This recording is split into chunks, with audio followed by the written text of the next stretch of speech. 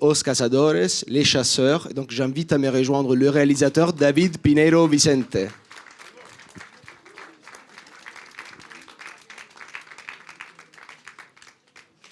Ai. Et merci aussi à Justine qui va nous aider avec la traduction. Donc pour démarrer les débats, je poserai 2 questions. Après, je vous laisserai la parole. N'hésitez pas à lever vos mains si vous souhaitez intervenir ou poser des questions au réalisateur. Et donc, une première question basique concerne justement le choix d'avoir choisi les années 70 comme moment historique pour le déroulement du récit du film. On est quelque part au Portugal et on est vers les années 70. Pourquoi cette époque-là de l'histoire du Portugal? Qu'est-ce que ça vous tenait à cœur de placer dans le cœur du récit cette époque-là de l'histoire? Pronto, para mim foi mais uma... este filme parte de algumas memórias, especialmente da minha mãe, pronto, de memórias mesmo da vida dela e da família dela, e é um bocadinho a minha reinterpretação disso. Então foi assim um pouco natural que se passasse nessa época, porque vem de muitas histórias dela e dos primos dela, pronto, numa casa também específica que eu nunca cheguei a conhecer. E pronto, e a ideia era fazer assim uma brincadeira com, não sei, com também um peso muito grande que normalmente tem essa altura de mudança. Donc du coup, la période a été choisie par rapport à des souvenirs d'enfance de sa mère, des souvenirs de famille, des souvenirs avec ses cousins, et en fait c'était quelque chose d'assez naturel pour lui de parler de cette période et de créer un jeu avec cette période, alors que c'est une période un peu plus lourde, pesada. Il y a un aspect aussi politique par rapport à ça, ou c'est exclusivement personnel? Não, pronto, eu acho que essa relação com este rapaz que é suposto trabalhar naquela quinta, não é? Pronto, a ideia é também ela ter um romance com um rapaz que trabalha na quinta, era talvez pensar um bocadinho, sim, em algumas memórias de um tempo muito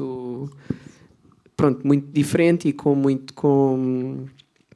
uma relação muito diferente entre as pessoas, que eu acho que existe agora, pronto, e uma coisa muito antiga, sim, também todas essas memórias também me fazem pensar nisso.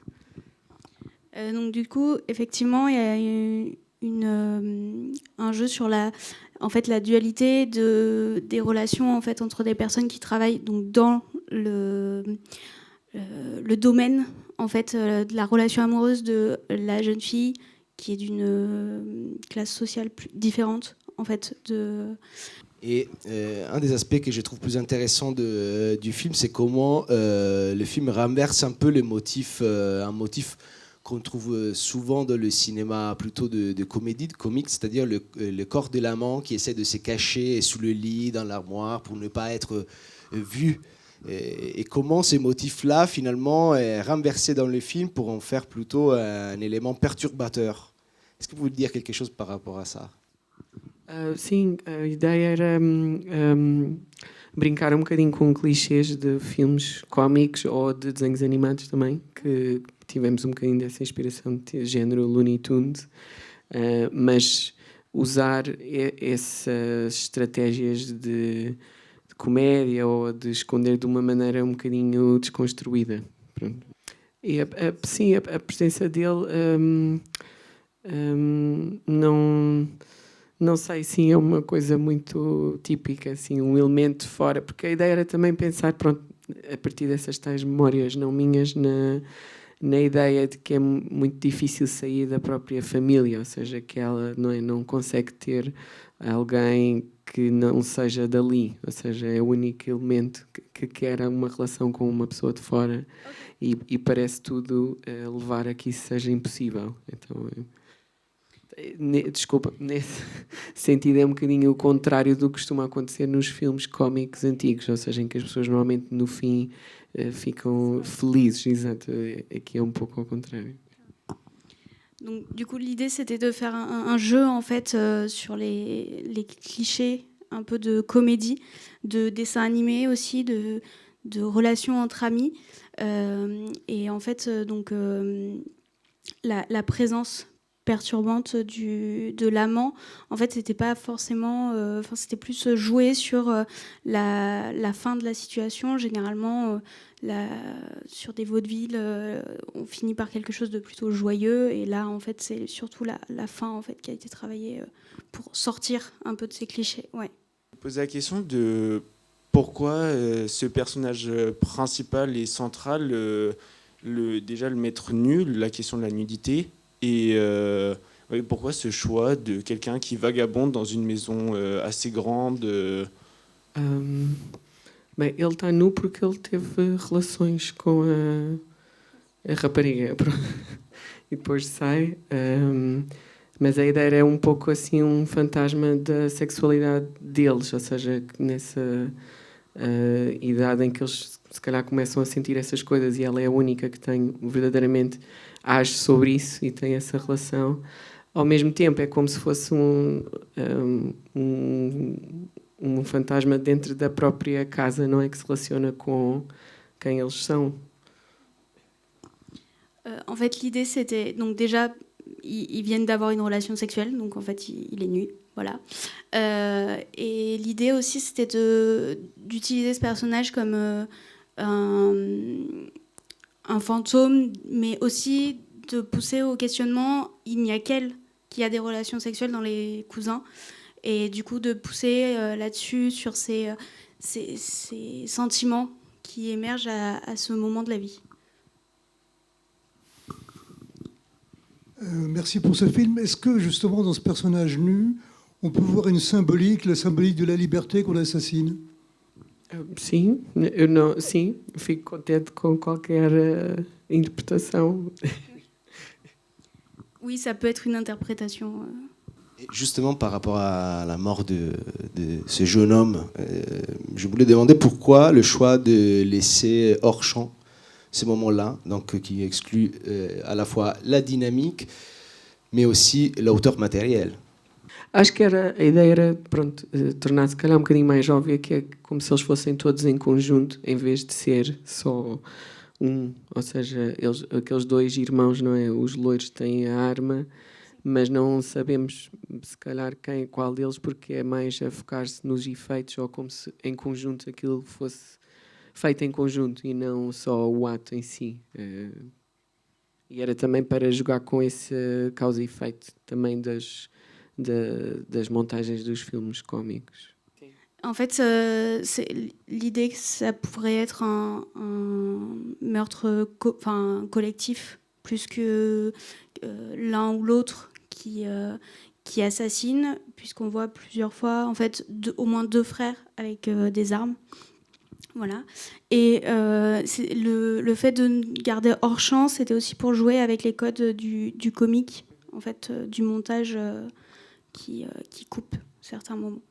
Du comics, enfin de BD, non? C'est plutôt ça. Oui, de BD. Donc voilà, comme oui d'ailleurs dans les génériques il y a tous ces motifs de dessin. Mais donc oui, de couper les images, les cadres d'une manière très très figée, donc de voir apparaître ça comme pas une surprise, comme si c'était agissait d'une case d'une BD. Et moi j'avais une question aussi sur les vêtements portés par les jeunes.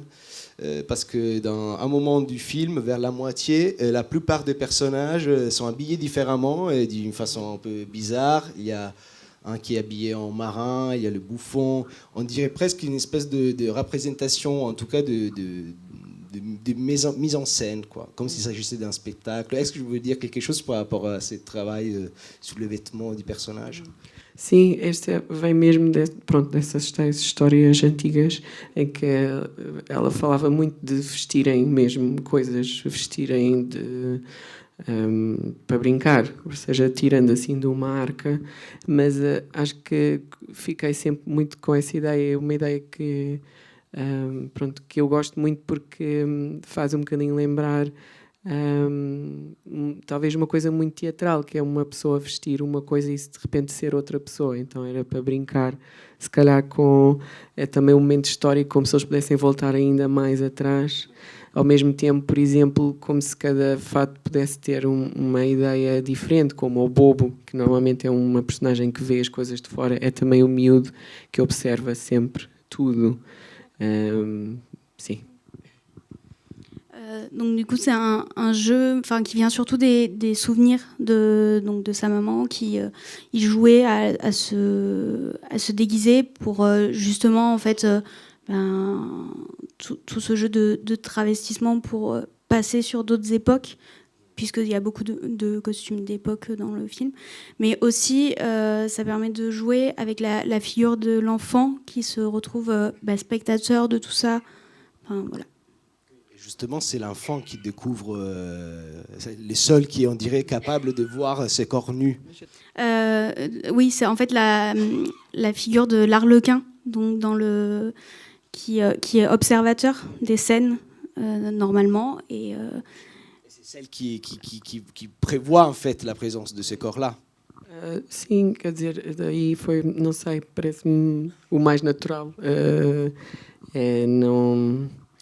Não sei se tem uma razão para isso, mas acho que também tinha a ver com um tempo ainda mais novo, ou seja, como se ele visse, se calhar pela primeira vez, alguém assim, ou como se só ele tivesse acesso assim, a uma inocência diferente que os outros já não têm. Não sei.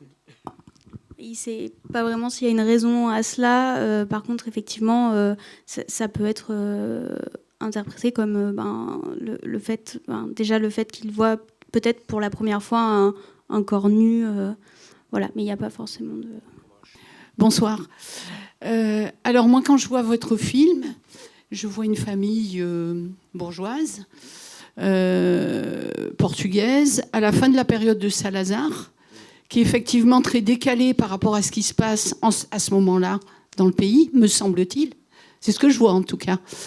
Et cette relation d'une des filles de la famille avec ce jeune homme et le mépris de classe qui perdure effectivement par rapport au jeune homme et cet assassinat collectif, en effet, qui n'émeut personne dans la famille. Juste, il disparaît parce qu'il n'a pas à être là.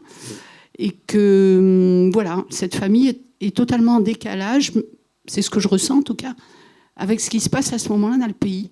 Alors, est-ce que je me trompe totalement ou Non, voilà. Non, si, oui, c'est ça. Oui, moi ce que je voudrais dire, et justement en rebondissant sur la dernière intervention, c'est que votre film m'a fait absolument penser à la règle du jeu de Jean Renoir. C'est pas des adultes, c'est des enfants, mais c'est une grande bâtisse, c'est une famille hors sol, et à la fin il y a une leçon qui passe aussi. O cinema clássico no geral. Oui.